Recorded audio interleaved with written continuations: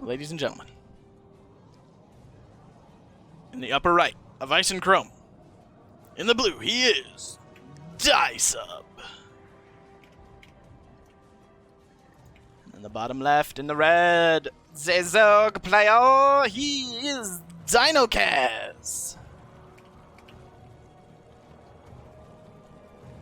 Things are looking great.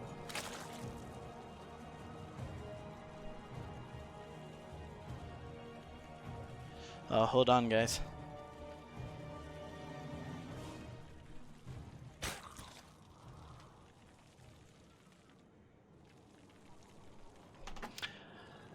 So guys, just so you know, we are casting the other semifinals too, and also, because I love you, I am missing the Edmonton Oilers' first playoff game back, watching it live. It's happening right now. If any of you spoils it, I will ban you from Twitch chat. So no comments on the Oilers playoff game today, please. None! None! I just had a friend accidentally text me something that looks about the same as this wall. Questionable.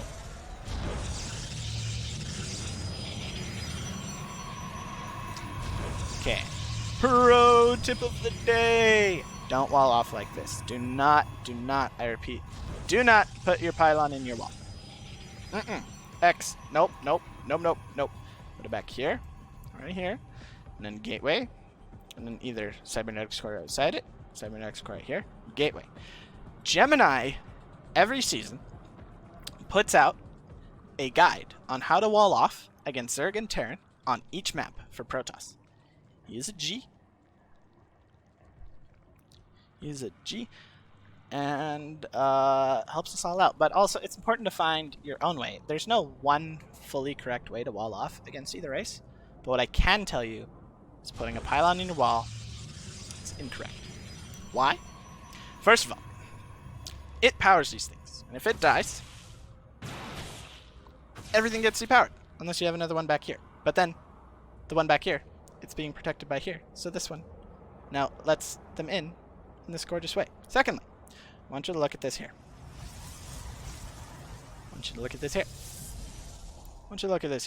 What is different? This is less than half of these numbers, meaning these have more health. So putting bigger buildings in the wall not only makes it harder for your wall to be killed. Also, look how awkward this is. Look how much space. You have to put like another pylon.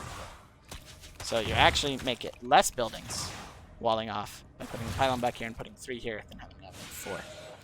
We have a Stargate and a Void Ray. Oh my gosh. Dyesub, you just became my favorite person. I love Void Rays so very much. Void Rays are debomb.com. They are my favorite unit. Phoenixes are my favorite viable unit, as Void Rays are actually trash. But I start 60 to 70% of my PvZs with Void Rays, because I figured out a way that I like to play where I can use them. So this is great. Oh yes! Oh yes! Oh my gosh! We are having a carrier and or mothership rush. You absolutely gorgeous man, you Dyesub. Thank you. Unfortunately, on the other side, we do have 2 base lair. Now, this lair feels rather late, as we're already past 4 minutes. We're adding on a couple of those. We're only mining off of 1 gas. It's a bit of an overreaction, in my opinion. So, actually, or is this going to be Flux Vent? It is Platinum. Who the heck knows? It could be anything. That's the beauty of Platinum. So you can do whatever you want, and it can work. Because it's less about what you and your opponent each do right, and more about what you and your opponent each do wrong. Because Platinum players, I have this system. Platinum players can do any skill in the game, but within a game itself, they can only do about 1, maybe 2 of those things. So it becomes kind of this weird battle of what things do you choose to do correctly in a game versus what things your opponent does, the one or two things. Okay, so it is carrier. It is carrier. Oh man, this looks like I'm watching myself.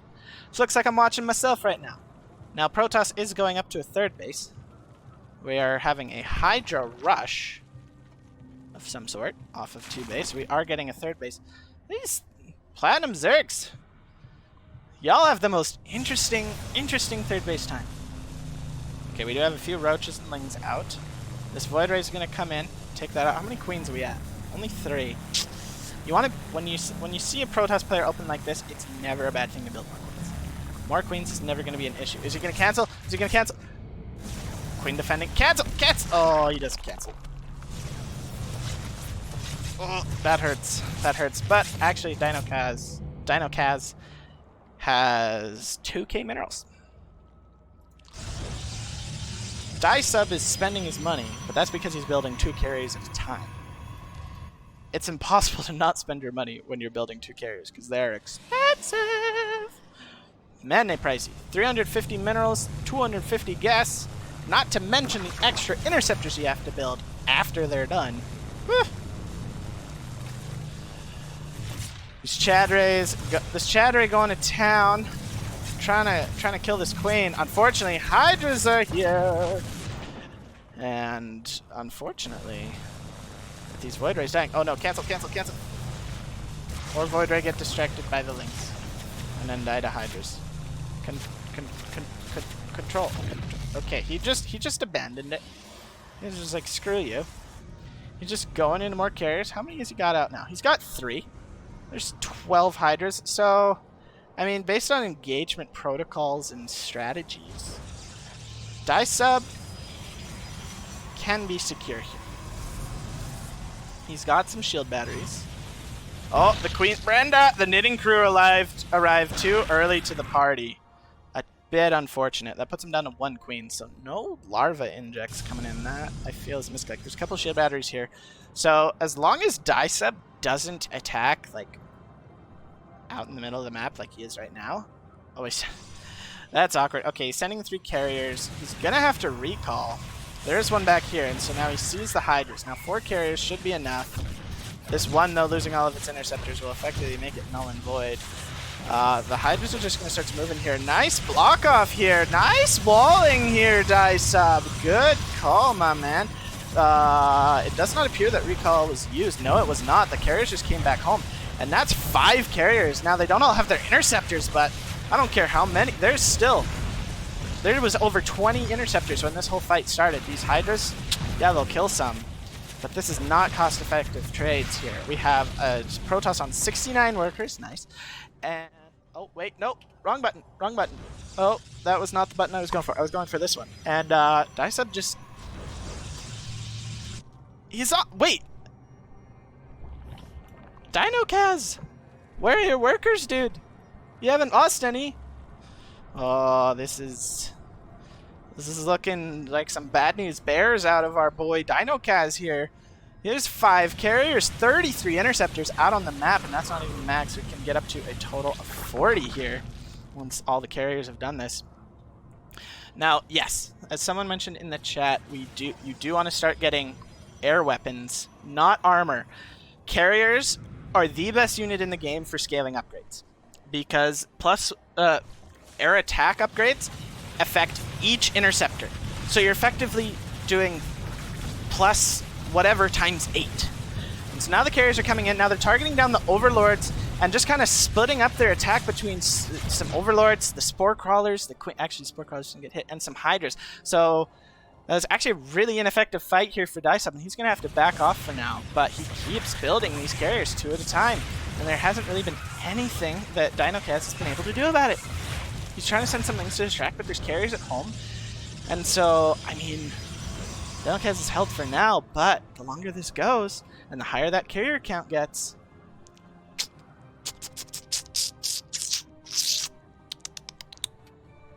That's 7 carriers, 7 times 8. What is it, guys? 56. Good job. Good math remembering. Good job. 4th base on the way for Dyesub. And it's only... The drones have just not been there because Dinokaiz, he lost his queens, and so he didn't have the larva to be building stuff. Carriers are going to come in again. They've nearly gotten back all their interceptors. There's 8 carriers on the map right now. This is good use of them. The Hydra's going to have to come back up into the base, but it's almost triple the amount of interceptors to the amount of Hydras, though, attacking the Spore Crawlers and Hydras with that DPS. And the Hydras, they don't have any range. We are getting a Spire now. We're at 54 drones, 76 probes. Finally, the income advantage is starting to dip down, but 9 gateways being added in. A Dark Shrine. Do we have charge or anything? Do we have a Twilight count? Well, we have to have Twilight cancel. I would love to see charge here, but it might not matter. The carriers, they're just moving to victory. Found a better place with less Spore Crawlers, and the Hydra's just exposed. And yeah, these interceptors, they're just going to town. There's 43 over here, guys. We stop carrier production. We've got charge. We've got storm, and this is just a clinic of sky toss power. Dinokaiz with the unfortunate opening that is kind of a bit it's quite a disadvantage to this kind of play out of Dyesub. Dyesub recognizing his advantage, pushing through. 17 drones going down, carriers in every base attack and stuff. 5 corruptors not gonna make the difference, not gonna go the distance. And yeah, GG. Dyesub takes game number 1. And we'll go to game number 2. In the bottom right, up 1-0, using carriers as his MO. It's Dyesub. But what color is he dyeing the subs? Blue? A probe already leaving. What is going to happen today? And in the upper left, it's the red Zerk, our hero, our man, Dinokaiz. Oh, what is the probe going? Oh, is he just trying to block? He's just trying to block the hatch. Yeah, see, that's the crazy thing about submarine. It's such a short rush distance. Even on a 16 hatch, the probe can, on a pylon scout, block it. But Dinokaiz, he knows what to do. He's just going to drop his natural at the 3rd. A little bit of an inconvenience, but not the end of the world. And yeah, guys, if you've been enjoying this, please follow the channel. If you're looking, if you're maybe a lower level player, if you're platinum, gold, silver, bronze, you're looking for a team that is there to support you, where you can find similar like people, please use the command !Discord and join Platinum Heroes. They're always open to more low-level players coming to join them and join the cause of lower-level players improving, getting better at the game. And they do a great job of it. They have coaches, they have free coaching, they have in-house tournaments, fun events, both to do with the game and just fun little stuff, challenges, and they're very good, active, friendly, supportive communities. So please, guys, check them out. And if you're looking for a team to join to help you improve, they're a top-notch one to do so with. We've got some great management. I've had the pleasure of playing and working with a couple of them personally. It's pretty fun. Shout out to my boy Papa Panda. Also Juvader for putting this on and asking me to do it, but Papa Panda was my OG man that I knew from Platinum Heroes. Oh, poor guy. Okay, so we're mixing it up now from Dyesub. He's going for the TC, Twilight Council, where those who live in the Twilight Zone go to meet. They have breakfast, brunch. Okay, Mr. Overlord, you go from your pervert tower, see everything except for the Twilight Council. It's looking like we're going to have a Gladept build. Glaive Adepts. Glaives, for those who may not know, is an upgrade on the Adept that allows it to shoot twice as fast as it normally does. And you can tell that it has it because its normal shot is blue when it shoots something out of its arm, a Tron-like disc. It's blue, but when Gladept is here, it's orange. Well, apparently I was wrong. We do have a Dark Shrine instead. This is going to be a DT build. The lair is on the way.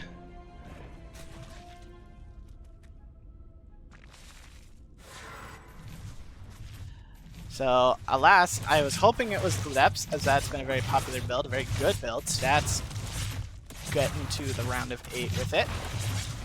I've yet to see any of the games from round of 8. I've just heard it's been long enough. DRG made it through. Spoiler alert! Sorry for those who haven't seen it, but I haven't seen it either. I don't always watch all of it. There's so much StarCraft to watch. Oh! Oh! Oh! Ding, ding, ding, ding, ding. It's maple syrup time. We got ourselves a proxy, boys. Got ourselves a proxy.